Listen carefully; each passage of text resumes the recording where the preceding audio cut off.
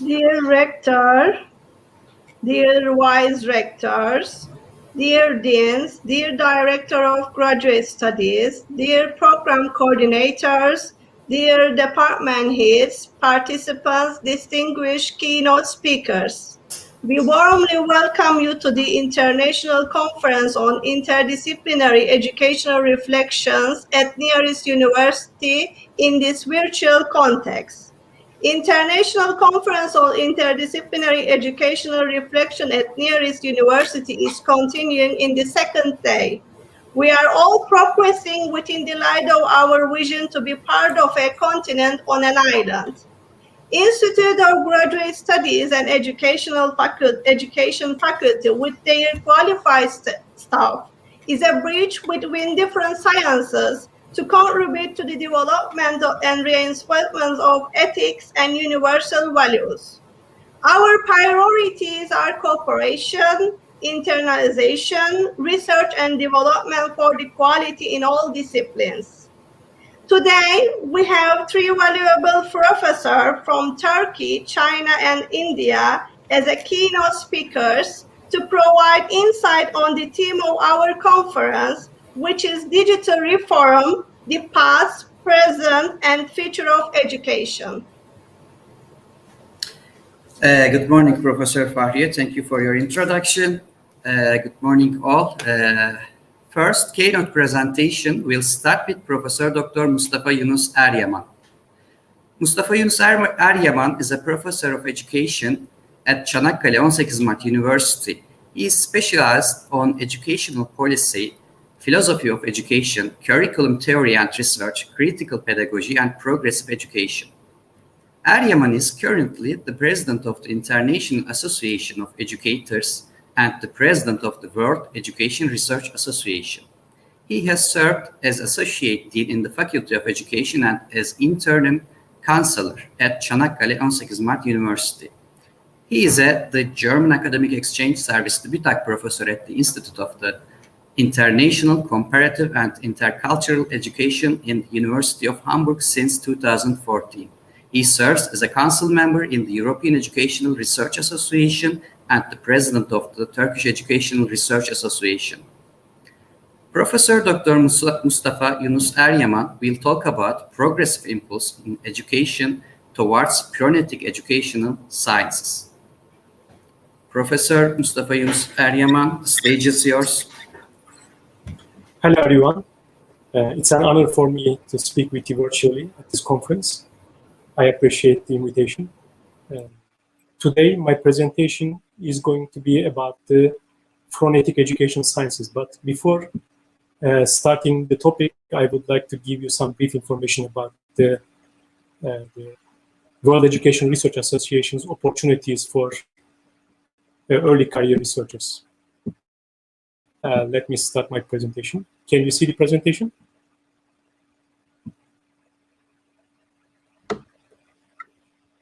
Yes. Today, I would like to give you 4 opportunities the World Education Research Association provides for the doctoral and early career researchers. The first one is the Doctoral and Early Career Network. World Education Research Association represents 64 countries in the world, and it provides opportunities for the doctoral and early career scholars. And I would recommend the Congress participants who are doctoral students or early career researchers to be a member of this network. This network provides several opportunities for doctoral and early career researchers. The first one is the Visiting Researchers Award. World Education Research Association collaborates with the International Evaluation Association, Hamburg University, DIF Leibniz Institute for Research and Information in Education, and the American Educational Research Association. We provide 3 research awards for doctoral and early career researchers. And you can apply and you will spend 3 to 6 months in Washington, D.C., in Frankfurt, or in Hamburg to conduct research on the issues of big data and evidence-based educational research. The second opportunity that the World Education Research Association provides for the emerging researchers is the mentoring program. We have around 25 professors, well-known professors in the World Education Research Association providing the mentoring for the researchers, meaning that postdoctoral researchers. If you are in your early career stage and if you would like to get a mentoring opportunities from established professors, please visit our website, submit, choose a professor whom you would like to have the mentoring relation, and we will provide a contract, and then you will have 4 to 5 months collaboration with this professor. The third opportunity is the webinar programs. World Education Research Association provides free webinars for the doctoral and early career researchers. And as you can see, one of them was the implications of societal multilingualism for language education program in collaboration with the University of Münster and Hamburg University.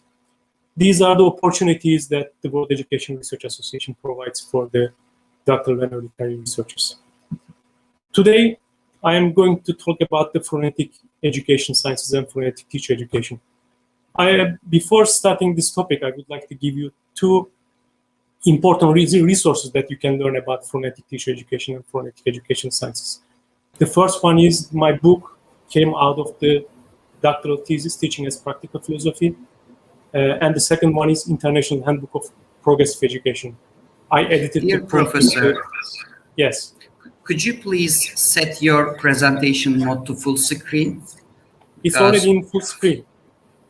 Really, but we see your presentation in window mode.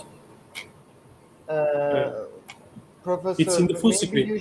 Maybe you should stop sharing screen and start again and select your entire screen rather than only. Oh, entire screen. Okay. Please, okay. Entire screen. Okay. Thank you for letting me know about it. Because I was sharing the folder screen. Yes. Let me check the. Okay.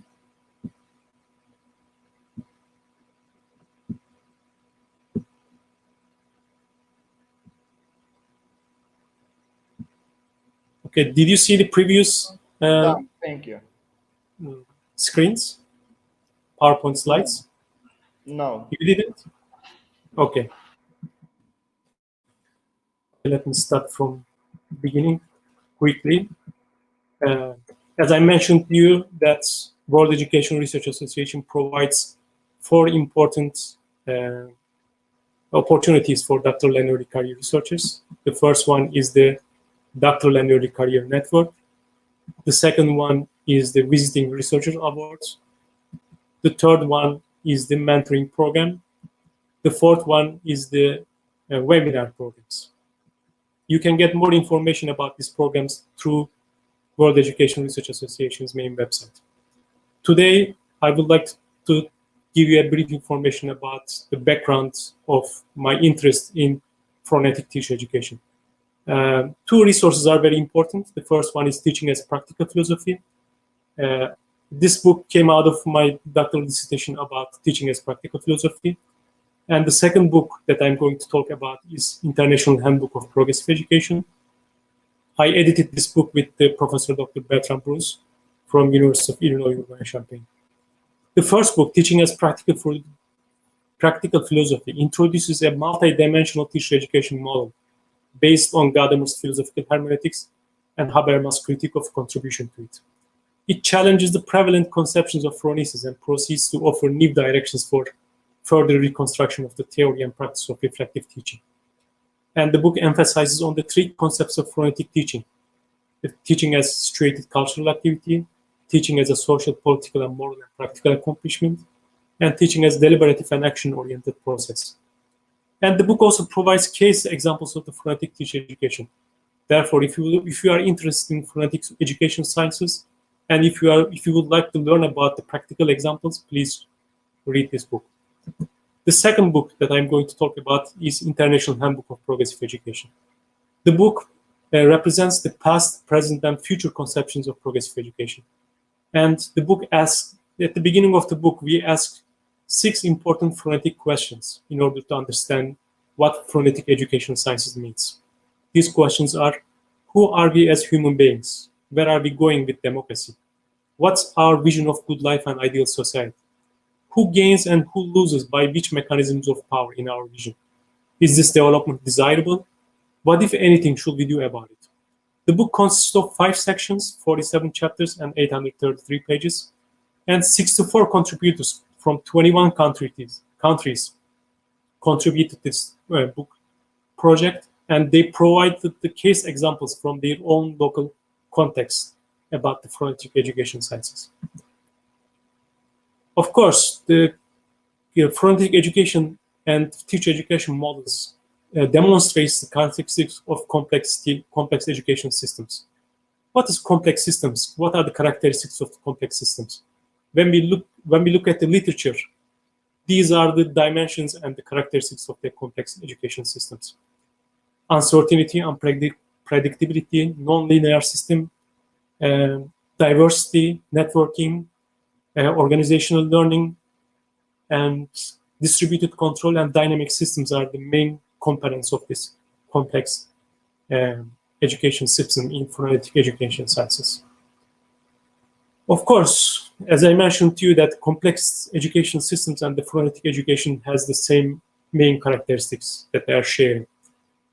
These characteristics can be listed as follows: sensitivity to initial condition, disequilibrium, unpredictability, and non-hierarchical network structure, feedback loops, a capacity for self-organization or self-regulation, a nested structure, diversity, and decentralized control.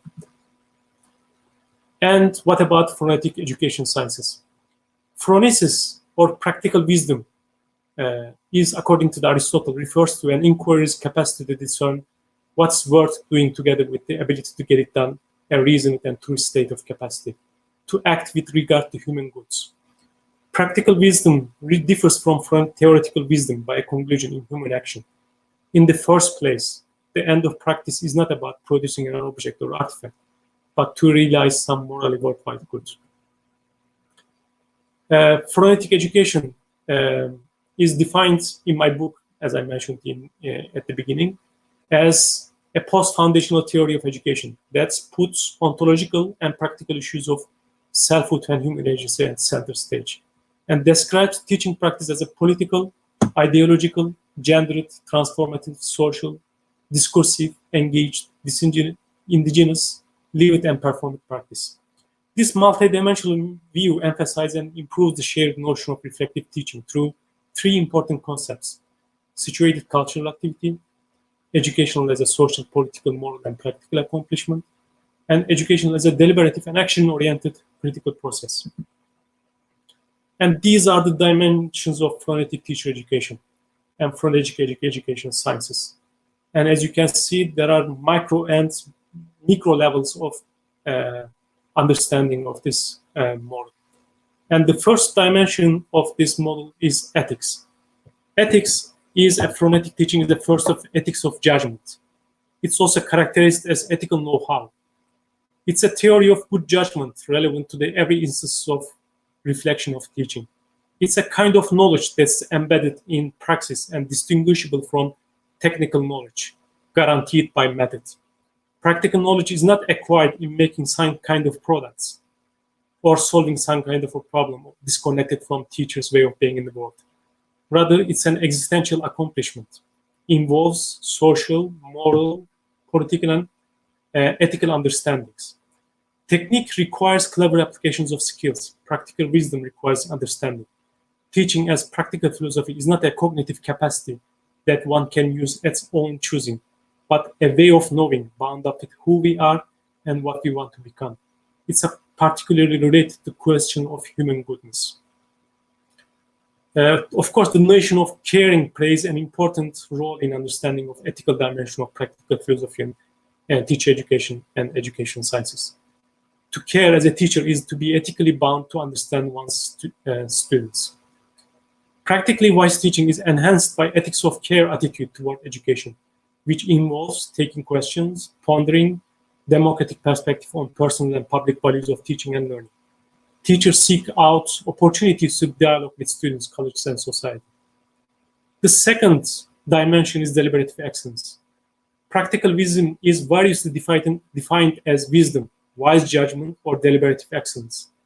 Schwant indicated that deliberation means choosing a course of action and defending one's choice by means of practical argument that is concrete, temporal, and refers to actual events.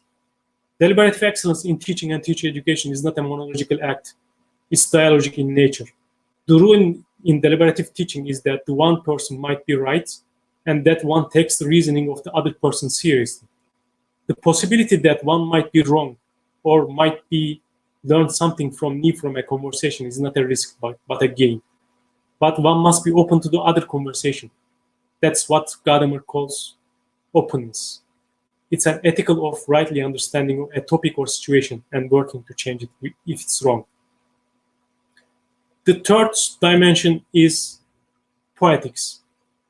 This artistic ability of making good educational judgment can be identified as the poetics of practical reasoning in teacher education and education, phonetic education, sciences. This poetic ability invokes images of creative, inventive, imaginative teaching and teacher education. According to the Schwant, the use of the term poetics is intended to signal a sharp contrast with epistemology. It indicates that practical reasoning is more art than science. Within the traditional paradigm that dominates most teacher education programs for a century, the domain of aesthetics often overshadowed in the bright light of more scientific considerations. Dewey, Jackson, Eisner, and others remind us that powerful experiences are inherently aesthetics in nature. Aesthetic qualities such as beauty, rhythm, and the integration of sight and sound have everything to do with the power and meaning of experience. The teacher's ability to make critical aesthetic distinctions and judgments in the field of teacher education has become more important than ever. Eisner believes that teaching is an art in the sense that teaching can be performed with such skills and grace that for the students as well as for the teachers, the experience can be justifiably characterized as aesthetics. The aesthetic quality of experience can be witnessed in the dialogue taking place between teacher and his/her students. Artistically and practically wise teachers are masterful at conceiving, planning, executing lessons with unusual imagination and brilliance. Artistic wisdom in the classroom is more than motivation and dramatization. It's an extraordinary level of performance bred out of the personal commitment, which elevates the state of the art. The fourth dimension is critical reflexivity. Traditionally, the relationship between phronesis and critical reflection has been identified in terms of communicative action. From one perspective, theorists articulate critical knowledge as means for transmitting the deliberations of practically and critically wise teachers and teacher educators to students and pro-service teachers. From this angle, phronesis or critical knowledge relationship is negotiated by addressing the practical questions of how well the teacher educator might share their excellence deliberations and they lead the public through transformative revolutionary consensus. Critical knowledge in this view refers to the ability to move on audience to democratically informed practice. From another perspective, critical knowledge promotes rather than merely transmits critical deliberation. In the second view, critical knowledge and practical reasoning generate local and practical rather than universal conclusions about teaching and teacher education, based on the problems of the moment experienced by teachers with the members of the school communities, in particular place and time. These characteristics of teacher education should not be seen as a hierarchical layers or levels, but rather as forming a multi-dimensional approach, depicting the terrain of teacher education and education science, therefore its discourse. This multi-dimensional approach first is occupied by the pro-service teachers' social, cultural background, their material reality, and their actions. In this approach, pro-service teachers must have a chance to explore their beliefs and pre-understandings about teaching and being a good teacher at both local and global contexts, through a study of practices or beliefs in the local communities. These characteristics of phonetic teacher education programs as complex systems challenge the conventional teacher-directed, textbook-based positivist approaches in teacher education in literature, which has tried to reduce the complexities and ambiguities of life in teacher education programs to something knowable, measurable, and controllable. Forensic education science suggests that teachers and pre-service teachers ought to be less instrumental and narrow rather than thinking of teaching and learning as prescriptive and sequential. They could understand it as a web of progressive and transformative possibilities, where there is a possibility to allow learners to develop their own connections and insights through shared complex learning activities. When teaching and learning process is constructed in this way, it is the interactions among teachers, learners, and ideas that drive learning towards complex theories identifies the principle of network complex interactions. This is my presentation about forensic education sciences. And if you would like to learn more about the forensic teacher education and education sciences, please check these references.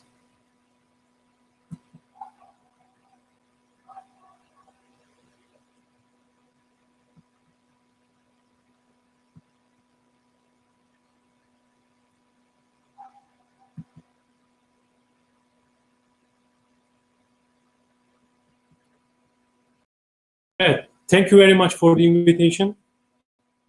I am wishing you a successful conference and fruitful conference. Thank you very much.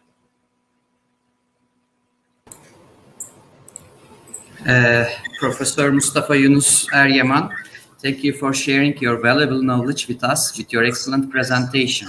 Thank you. Thank you very much. Now we are continuing with Professor Ramesh Sharma. His speech title is Education in Normal, New Normal, and Next Normal. Observations from the past, insights from the present, and projections for the future. Professor Sharma is from Ambedkar University, Delhi, India. He is an expert in open and distance and technology-mediated learning. He is editing Asian Journal of Distance Education. Professor Sharma, the stage is yours.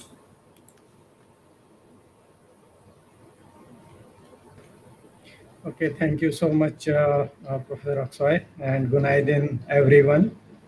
Thank you so much for giving me this opportunity. And I hope my screen is coming there. Okay.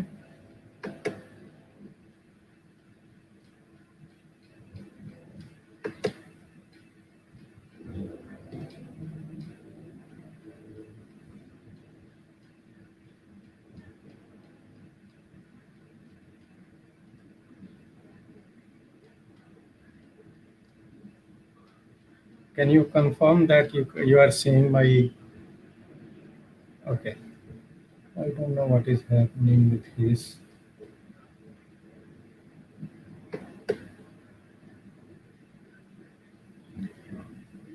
Just a minute.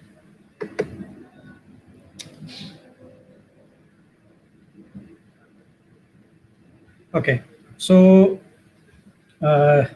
in this presentation, we will see that how the education has been affected and what needs to be done, and how with the help of some education technology, we can focus on what is the need of the time. And as we all know, this pandemic, which is a global menace, it has interrupted education all over the world, education institutions, and means at all the levels, they have been closed. No teaching, face-to-face examinations have been suspended, and this has created really a big problem. So the switch has been to the emergency remote education. Basically, we call it as emergency remote education because it is taken as a measure for during this pandemic time, how the continuation of education can be maintained for that way. And in this situation, we have found that the modified modality of distance education has been one of the best option available to us in the form of purely e-learning, those institutions which have good infrastructure, or rudimentary distance education, or a hybrid mode of education, whatever, depending on the local situation, how they can offer the education to their students, that end quote.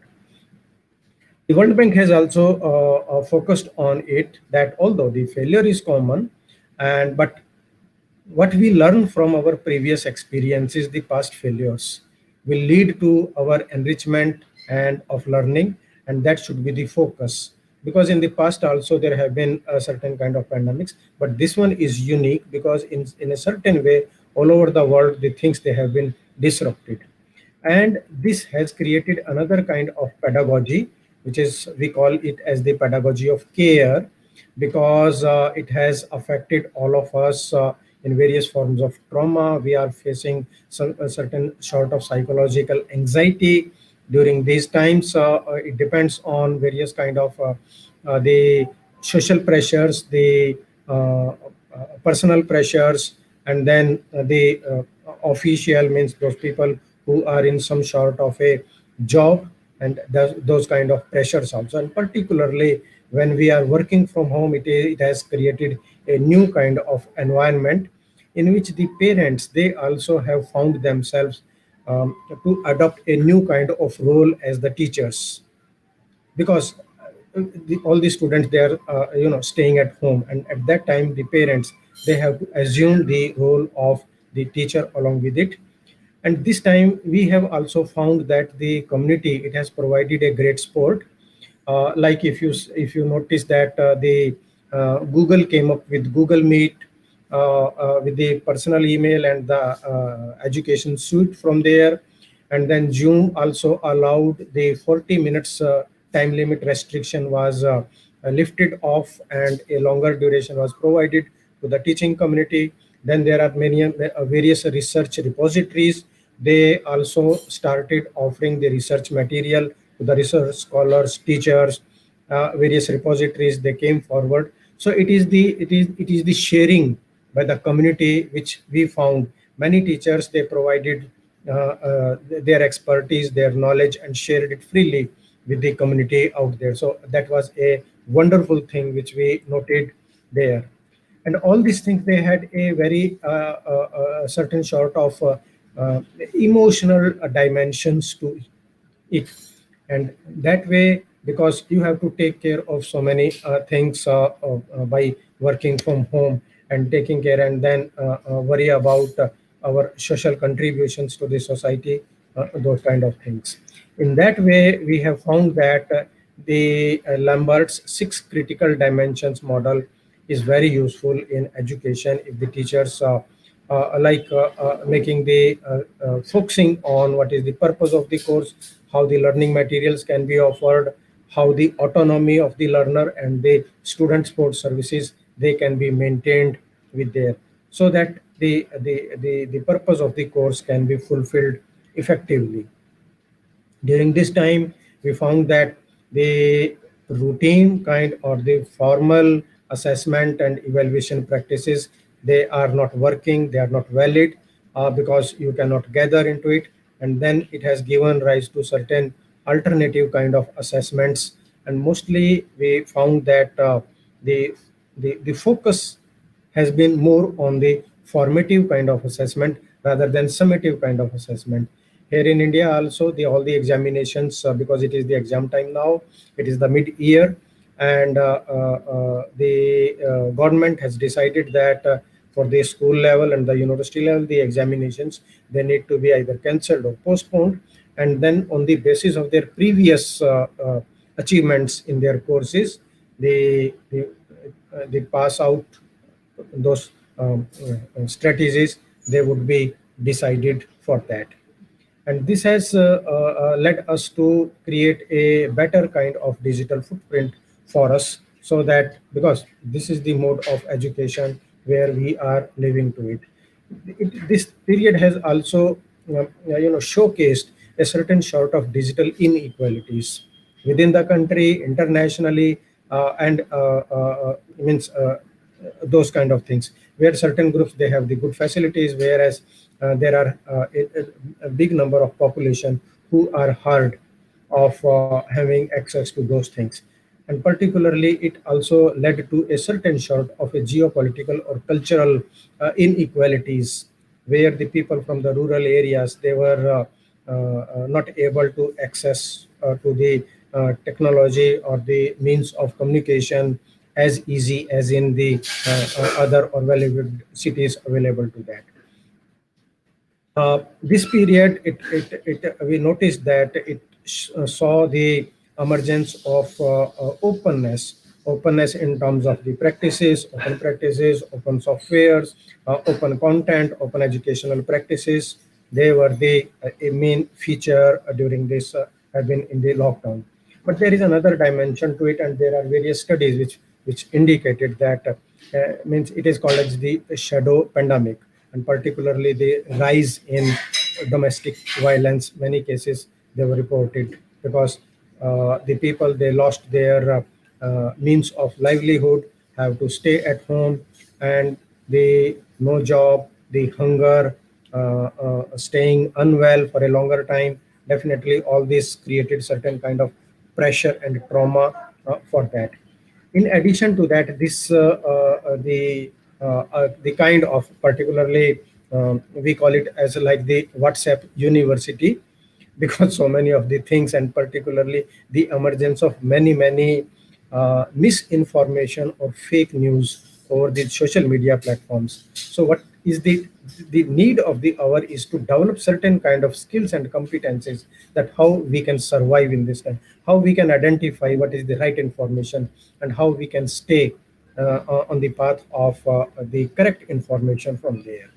Because this situation, the period which we are going through, is called as the volatile, uncertain, complex, and ambiguous world.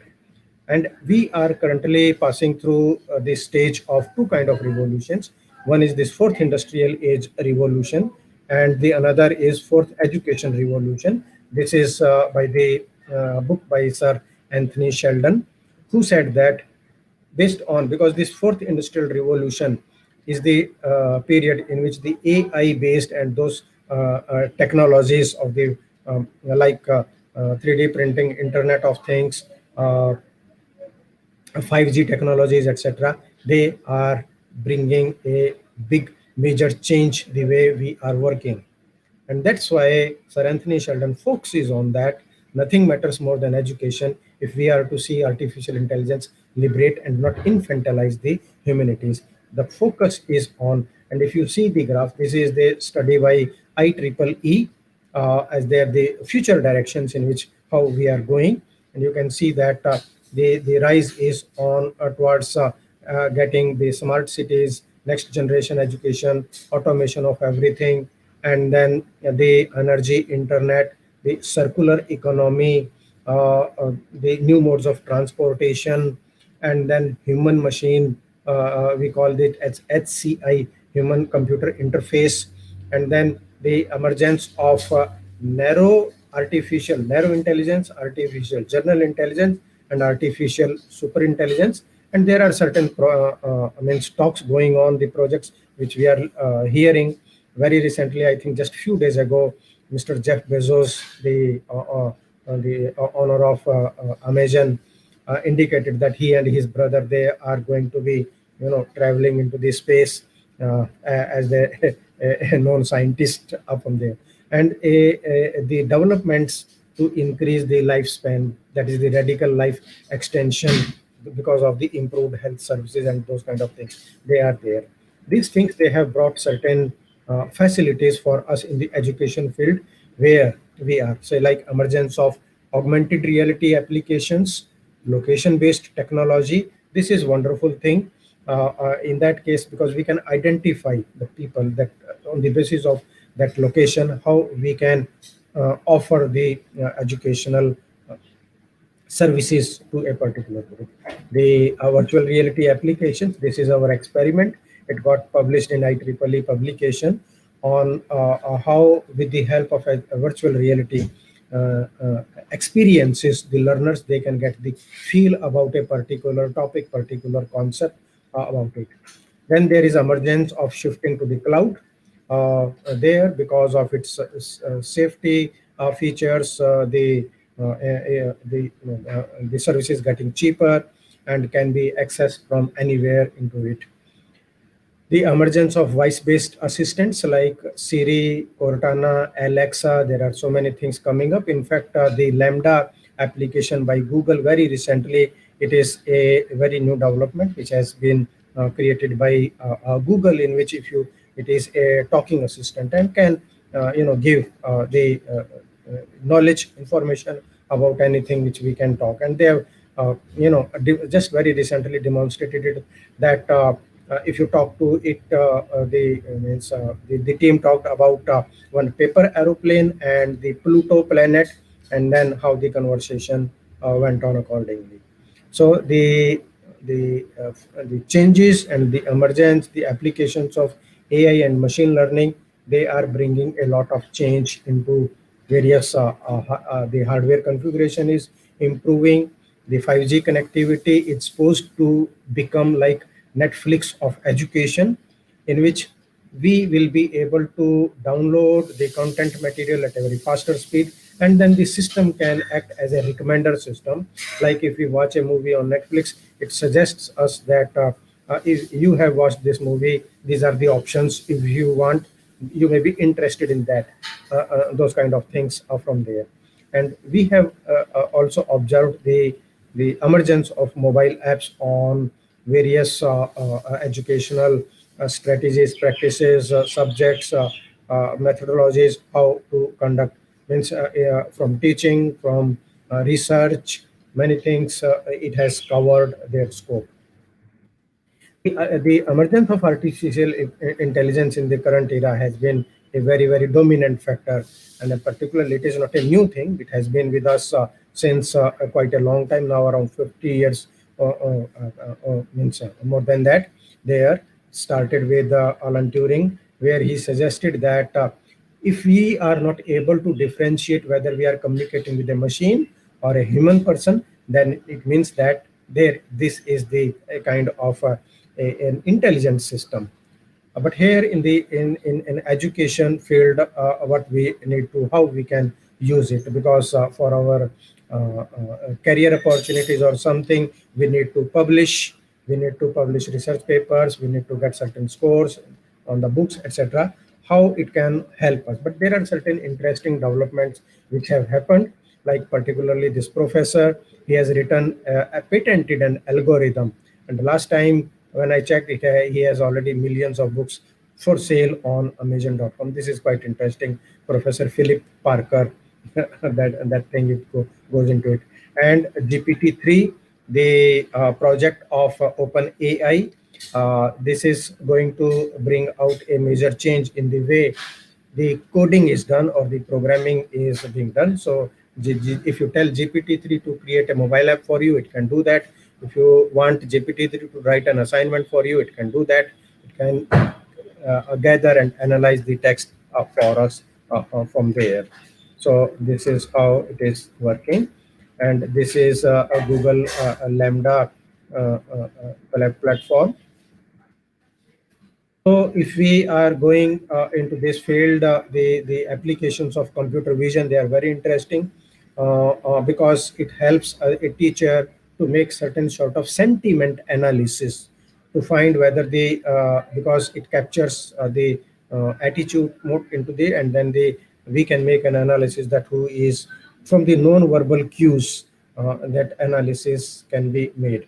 And then there are certain technologies which can help us, like R, which is an open source tool to learn about it, and the applications of adaptive learning and algorithms. You know that the Deep Blue, where the machine, it has outperformed the human actions and going into it. It has been not means since the time when H.G. Wells came up with the idea of a time machine. Since then, the more developments it has happened, and now we have natural language processing through the speech, so text to speech, speech to text, image recognition, robotics, automation, the analytics, etc. These have made our task very easy.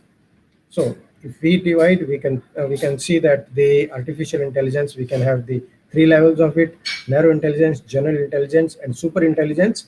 in which we compare the things that how whether it is equal to human efficiency or excels the human efficiency from there. Because if we can train the machine for having higher sensory capabilities or fine motor skills or understanding the language, then definitely it will become a super intelligence thing. And it has a very big uses into the, say, like financial, the transactions, the advance, the fraud detection, the automatic virtual assistants of the banking services, etc. Similarly, in education, it is very helpful for the teachers in the form of recommender systems or content personalization systems, as the AI-based assessment systems, or even the new applications of blockchain for academic credentials, because it is nearly impossible to change the credentials which have been stored on a blockchain from there. This makes us to uh, focus on two things. We need to become a better learner, and we need to become a fast learner. And artificial intelligence allows us to become a better learner and a fast learner. Why fast learner? Because the things are changing very fast. We need to be upgrading ourselves, both as learner as well as teacher, for that. In that case, the applications of I, like Professor Ashok Goyal, he demonstrated the power of the software tools, where his students for 6 months, for one semester, studied through Jill Watson, and they could not recognize that it is not the human being, whereas they were talking, they were studying, learning through a virtual machine from there. Then there are various tools like Grammarly or Hemingway app, which are AI-based applications, which are very good for research scholars and the teachers who are involved in research papers preparation from there. Then how to train a system? There are things when we can train a particular system to recognize certain things from there. These are certain applications which have been in use in various universities, like Durham University in UK. They have this wholly as the a knowledge base. Then University of British Columbia, they use this language learning through ChatSim, using virtual reality for the students to develop the language learning skills. Socrates is a platform which has been integrated with Blackboard LMS at the University of Illinois in Chicago, then University of Iowa. This is very interesting application as the scorecard, which alerts the teacher about those students who may need extra help. So the at-risk students, it can help them in identifying those situations. And then at Penn State University, this is the Natural Language Processing Lab, where the students' assignments, their work can be analyzed. So it allows us to make an automated content analysis of their work. So this is quite interesting thing. And then in New Zealand, you have the Mind Lab, where it allows the teachers to make certain sentiment analysis, or the analysis of the attitude, aptitude about certain thing. Because we have the technologies now, like Internet of Behavior, which allows us for consumer behavior analysis into this. On the basis of that, these things, I think for the future, what we can prepare for ourselves. So thank you so much, and I stop my presentation now.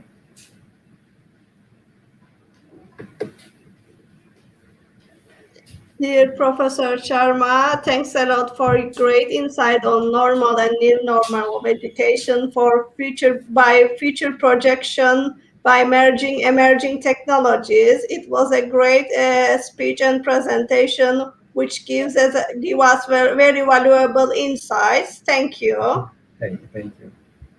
Now we are going to continue with the next keynote presentation with Professor Dr. Rustam Shadiev.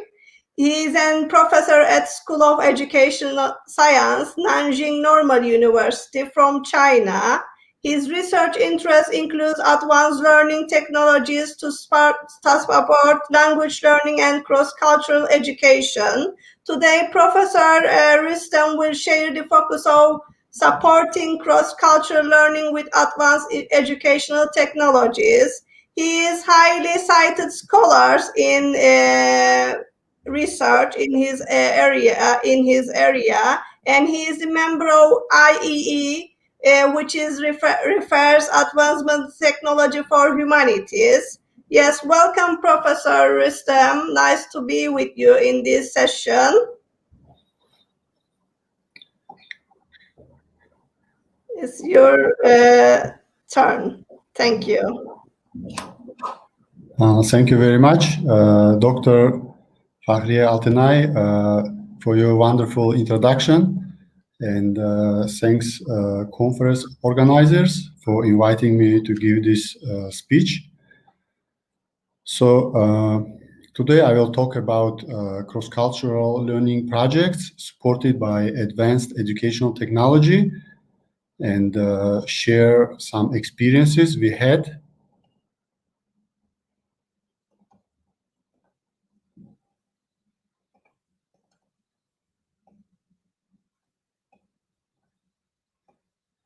So how to go to my slides? Okay, here.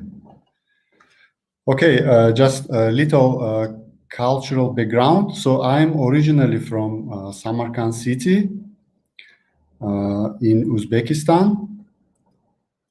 And this is very ancient city, and maybe many of you know about this city. And here is a Silk Road, comes from west, from east to west, or otherwise, where people before many centuries ago had trade, and Samarkand is on that road.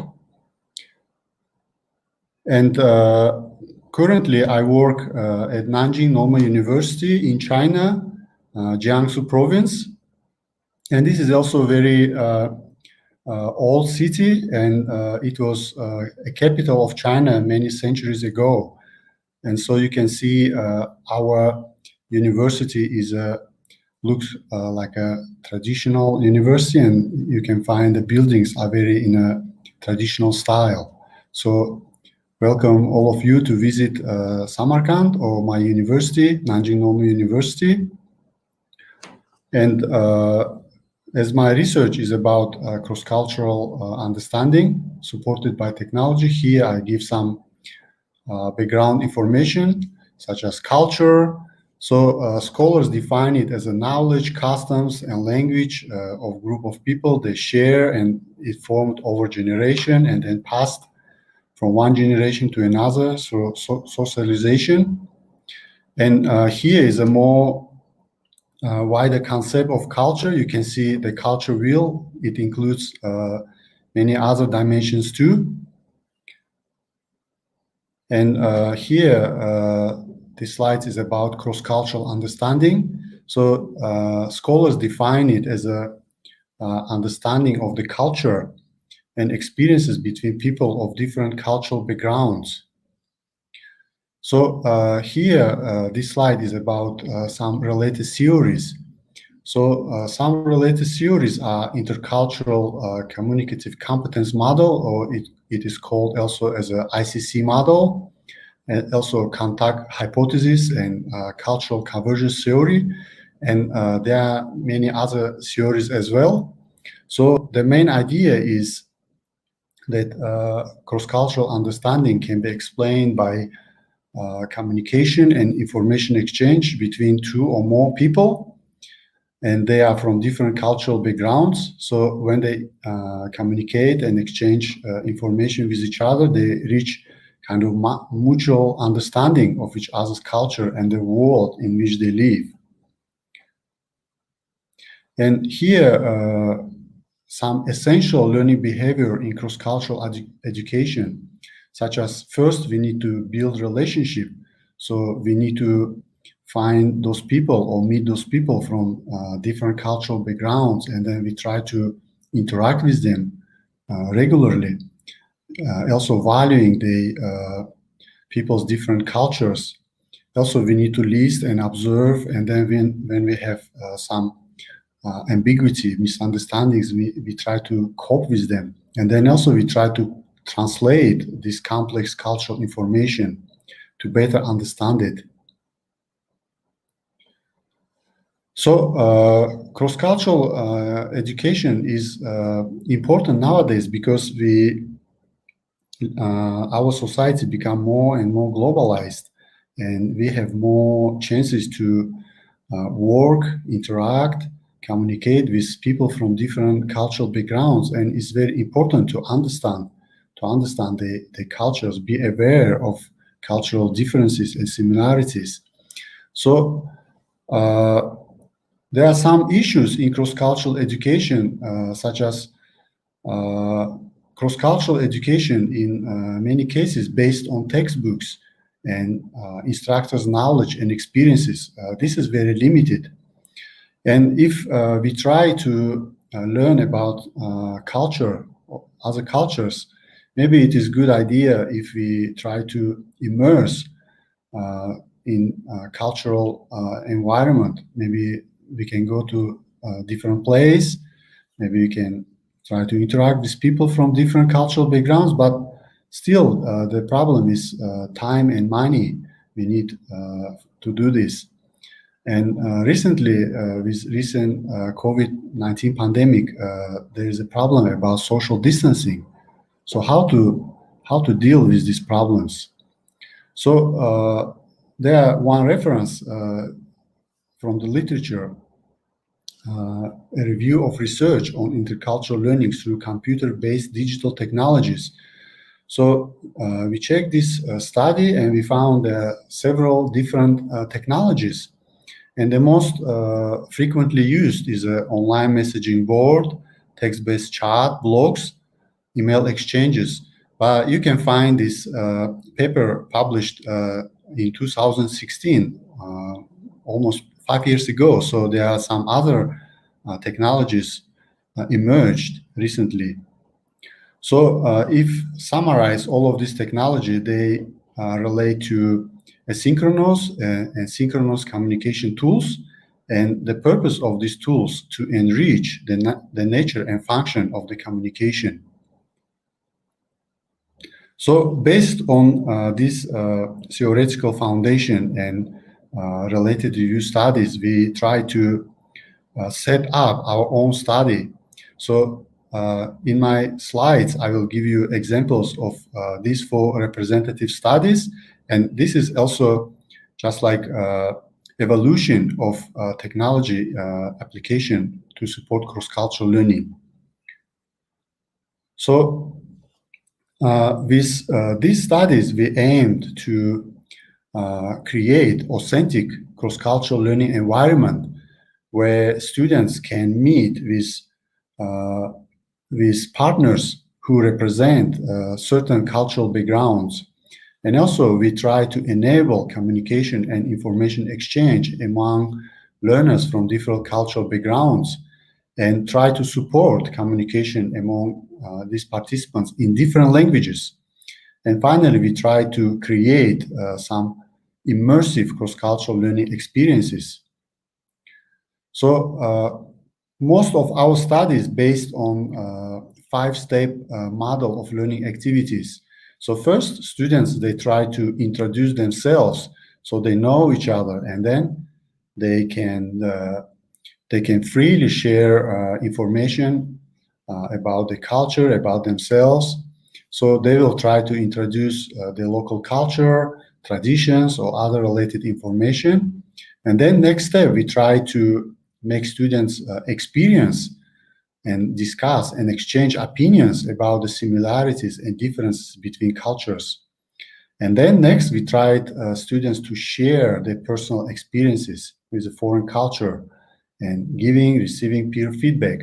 And finally, we focus on reflections on the cross-cultural learning process, progress, and experiences. So here is our study number 1. It calls Folk Games. We published this paper about 6 years ago. So here in our study, we had 7 participants from Mongolia, Taiwan, Uzbekistan, Guatemala, Australia. So the idea was each participant, they share their fall games, local games they played in the country. For example, Chinese checkers, backgammon, Onison Taglong. These games are representatives of the culture. And then we created a 3C learning platform discussion board where students try to every week meet and share, exchange information, share information about different games, and then students tried also to play these games and then share the experiences. And this Joynet learning platform, this platform is similar to Zoom, but this platform we used 6 years ago. Also, it enables cyber classroom. Here, students can meet online, turn on the video cameras. They have a whiteboard. On the whiteboard, you can share your PowerPoint slides. You can draw. So this platform have many functions for synchronous communication. And this 3C learning platform have many functions for asynchronous communication. And then this is one example of a game, fall game introduced by a Mongolian participant. So this game, in this game, you need to assemble from this small part one piece. So according to our Mongolian student, she mentioned that because many Mongolians were nomads in the past, so they have a kind of mobile house or yurt. They need to assemble it, and then they live one season, and then next season they need to move to another place, so they need to disassemble it. So these kind of games help them to have more skills, more knowledge about this type of work. And then another example was about national cuisine, and we published this study 5 years ago. So in this project, we had participants from high school from Uzbekistan and Taiwan. So we asked participants to share their local recipes, and then also try to cook recipes introduced by their partners. So what we did in this research is because students were from Uzbekistan and Taiwan, and they had no common language. So Uzbekistani students, they spoke in Russian, and Taiwanese students, they spoke in Chinese. So we used speech-enabled language translation to help the communication. So they spoke in their native languages, and then this tool helped them to communicate with each other. And we used Google Translate, and you can find Google Translate have a voice input, so you can speak your content, and then this platform can simultaneously translate. And you can also add some new words into dictionary of this platform. You can also have some modifications, provide suggestions. And the good thing is this platform supports more than 100 different languages, and it is free to use. Okay, here we used a website. So students, for example, this student Yvonne, she here explains about minced pork rice. So she speaks in Chinese, and then her content is translated into Russian, and then she also put some pictures to have a better understanding of what kind of food is that and how to cook it. And then we put all this information on website, and students regularly visit website to get new information. And here, student from Uzbekistan, Bahora, she learned about this recipe, and then she cooked minced beef rice. And here she explains about what she did and how she did, and then also what you learn from cooking this food in Russian, and then the content is translated into Chinese. So in this way, students from Uzbekistan and students from China can understand about the content posted on this website. Okay, and this is another project. It calls Local Traditions, and we published it 2 years ago. So here we have 21 participants from many different cultures. So they represent about 10 different languages. For example, Mandarin Chinese, French, Hindi, Indonesian, Vietnamese, Spanish. And in this project, each participant present his or her local tradition. For example, one participants from Taiwan presented a tile facial tattoo. There are some Aboriginal group of people in northern Taiwan, and then they usually put tattoo on their face to represent the culture. And then we ask students to select one tradition they have interest in, and then try to experience this tradition. For example, that girl who introduced a tile facial tattoo from Taiwan, she liked to experience Mongolian culture. So she tried to cook Mongolian dumplings. So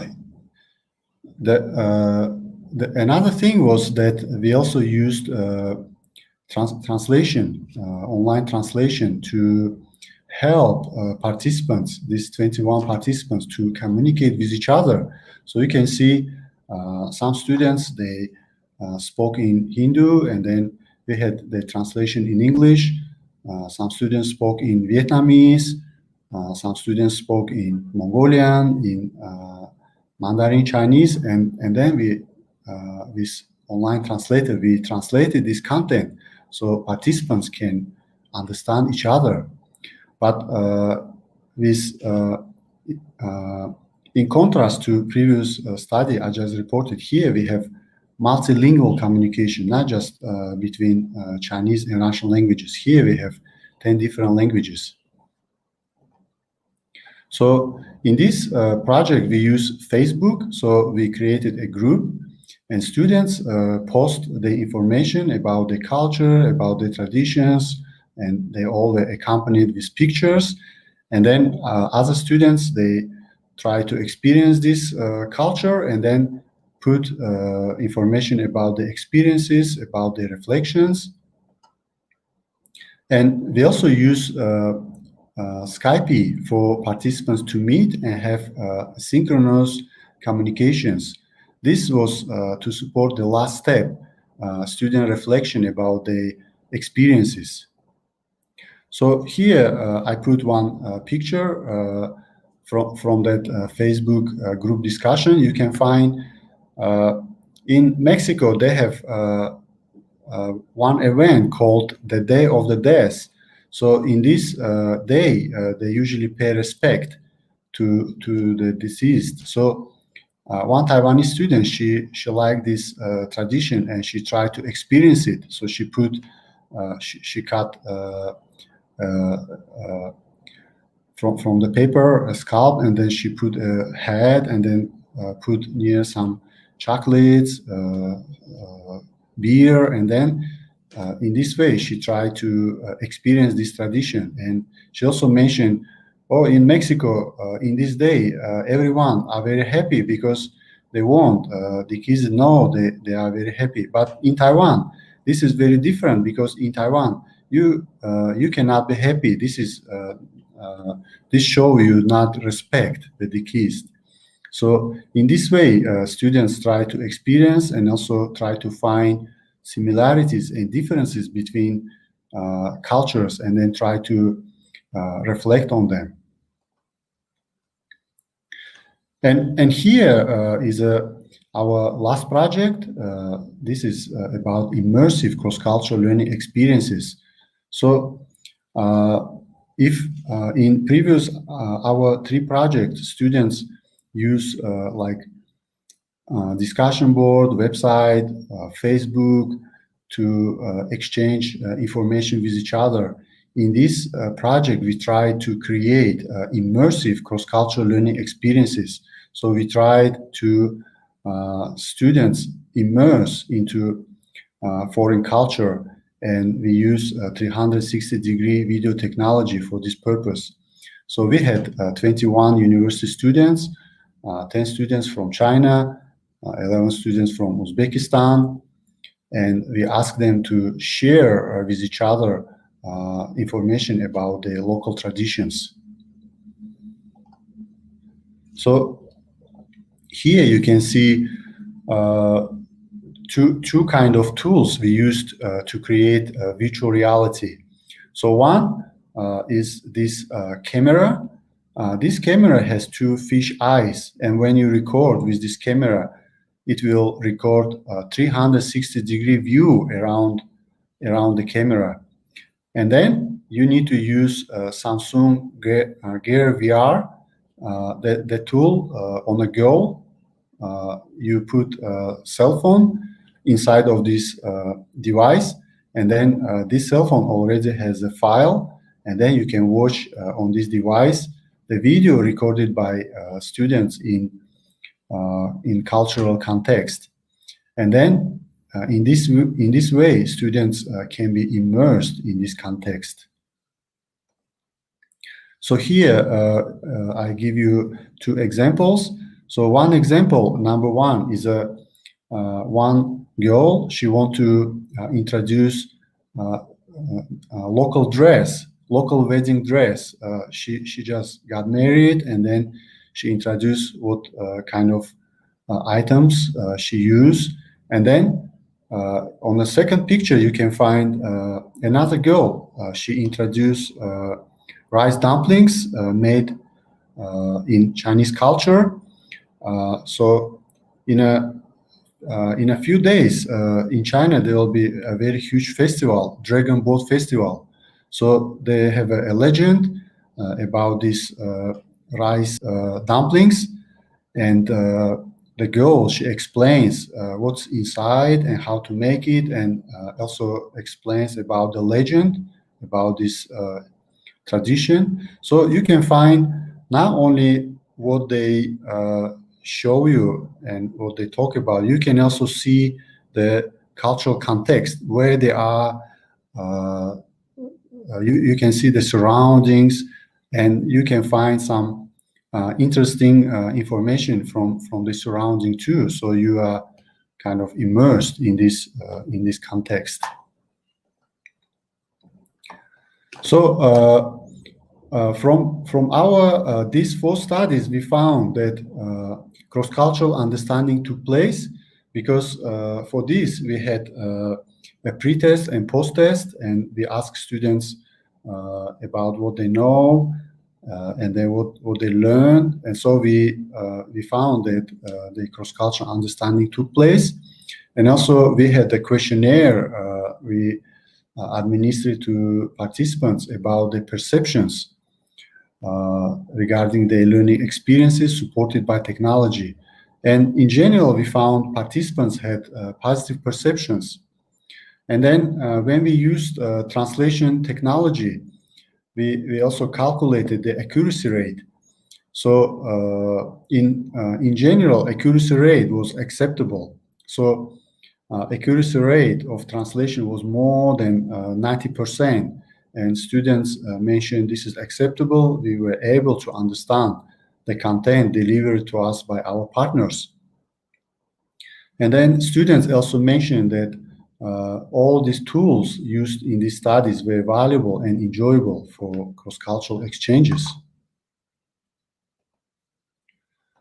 So as a summary, we suggest applying different advanced educational technologies because they have potential to support and then enhance cross-cultural learning.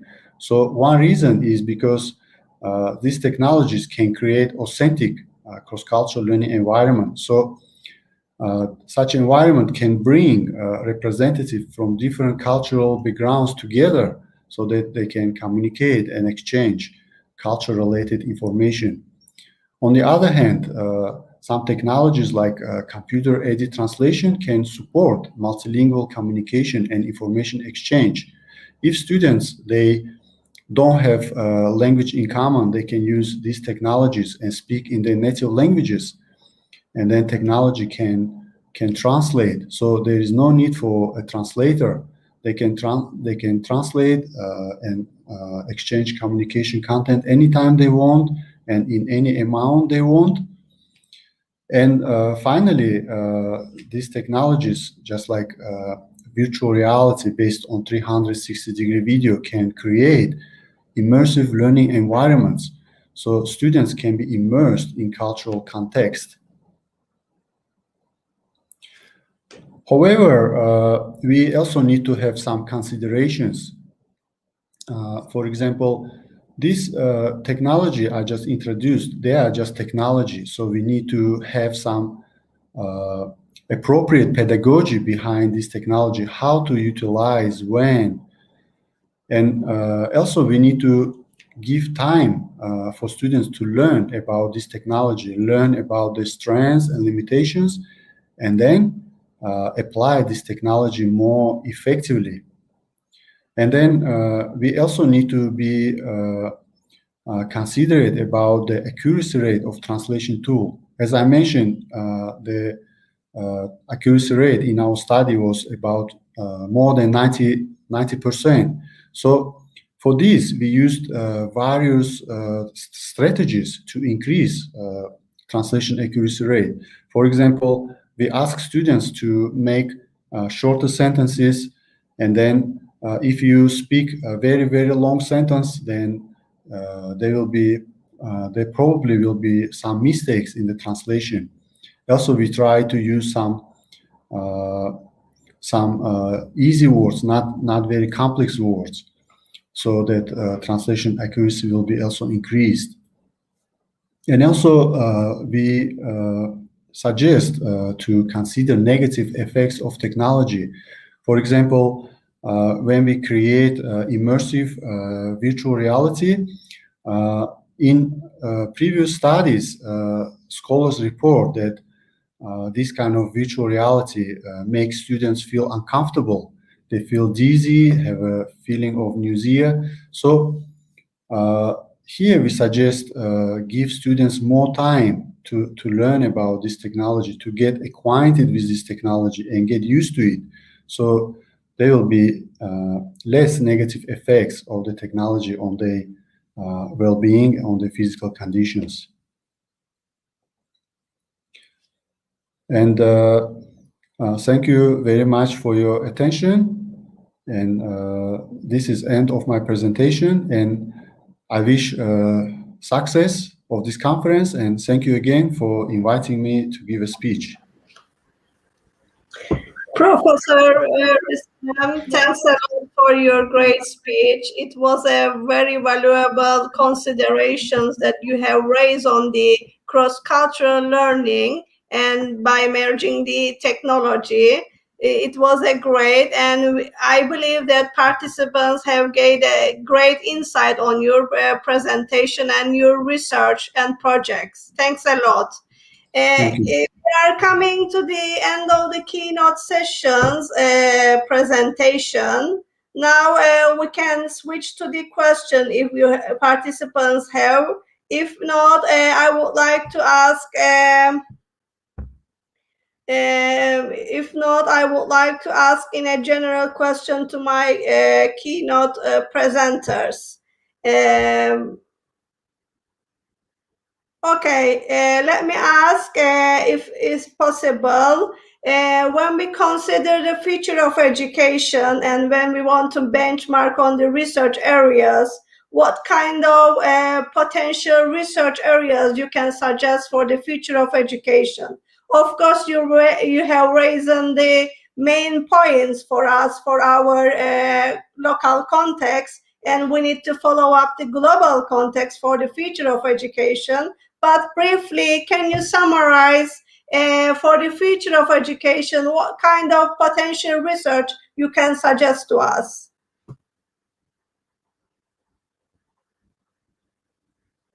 Yes, Professor Sharma. Okay, thank you. This is a very important question, and I can say that there are a few research areas in which our research scholars they can work. Number one is, and as you all noted that Professor Rustam has published in a very prestigious journal, Irodal, from Athabasca University, Canada. His research study has been published in that. So the good research journals nowadays they are focusing on that whether learning is happening or not. Means instead of focusing more on learner, we should be focusing on learning. But that is the ultimate target. So, and in this current time and keeping in view the future trend, I would suggest that our scholars they can take up those researches which focus on what are their psychological traits which help them in learning better, how with the help of technological new invention, because new tools are coming up nowadays. We have next generation LMS, the various kind of new platforms which have emerged. So how we are using them and that learning is happening. The focus is on particularly the Google technologies and various other internet-based technologies. They allow the students to become a self-learner. How we can become a better and effective self-learner. So the students, our research scholars, they can think and come out with a suitable pedagogy and models, say like collaborative learning, how it is increasing the learning impact into it, those ways. So we have certain fundamental pedagogies like behaviorism is there, constructionism is there, connectivism is there. So the impact of these vis-a-vis the, because everybody is using technology nowadays, even as simple as mobile phone, when we use them for learning to access content somewhere. And the second thing is that a good area for to work is to examine the open educational resources and open educational practices, because the cost economics is a big factor. And if there is anything, a free platform and open access platform, definitely when the students go with that, how it helps them to manage their learning. That will be a good topic for our scholars to examine. Thank you, Professor Sharma. Professor Rustam, would you like to raise some issues for future projection on the research? Thank you very much. I agree with Professor Sharma that there are many aspects we need to consider in the future, especially on the learning. And I will add, in line with my presentation I just presented, we also need to more focus on how to ensure cross-cultural understanding, because now we have many instances where we have different people, partners, participants with different cultural backgrounds. And another thing is, when we consider learning, we need to ensure how to create real, authentic, and immersive learning environments in which students can have real world experiences, when they can learn something that they can really use to solve real world problems, not just to recall information, but also try to apply. And then in my projects, we did not consider any specific subjects, but how about if we integrate cross-cultural learning with teaching some learning subjects? For example, students in India, they learn about chemistry. Students in China, they also learn about chemistry. So they can have a cross-cultural learning and also learning chemistry, some cultural similarities and cultural differences. Also, how they can arrange international teamwork, how they can arrange collaboration, intercultural collaboration using advanced technologies. Thank Yes, you. that's a great suggestion. Thank you. This is very important.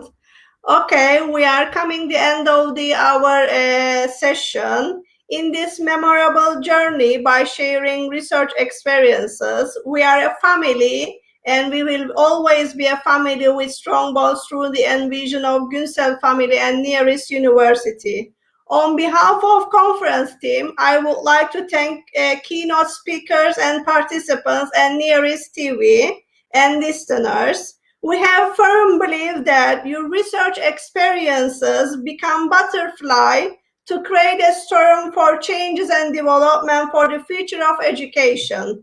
Thanks for your contribution to the conference and wish you success in your professional life.